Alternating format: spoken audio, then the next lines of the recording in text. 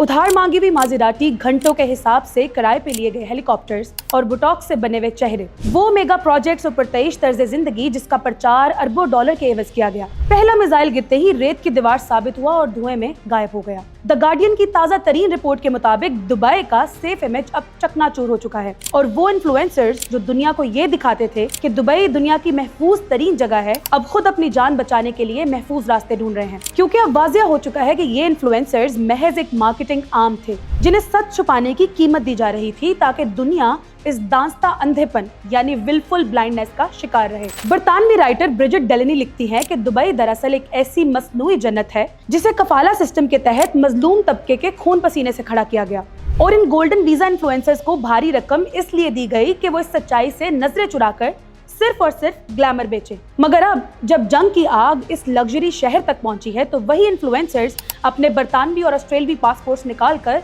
Rescue की अपीलें कर रहे हैं। बरतानिया में तो यहाँ तक कहा जा रहा है कि जो टैक्स बचाने के लिए दुबई गए थे वो अब अपनी इवैक्यूएशन के पैसे भी खुद दें। हद तो ये है कि जब आसमान से मिसाइल बरस रहे थे तो एक बरतानवी राइटर ने लिखा कि मैं दुबई में फंसी हुई हूँ और सबसे बुरा ये हुआ कि मैं अपनी मंजूरा पेन फ्रिज में भूल आई हूँ। ये है वो डिसोनेंस जहां एक तरफ जंग है तो दूसरी तरफ उन मरात याफ्ता लोगों के लिए अपना लाइफस्टाइल बरकरार रखना जंग से भी बड़ा अलमिया बन चुका है। ऑस्ट्रेलवी इन्फ्लुएंसर लुइस स्टार्की रोते हुए कहती हैं कि ये यहाँ नहीं होना चाहिए था।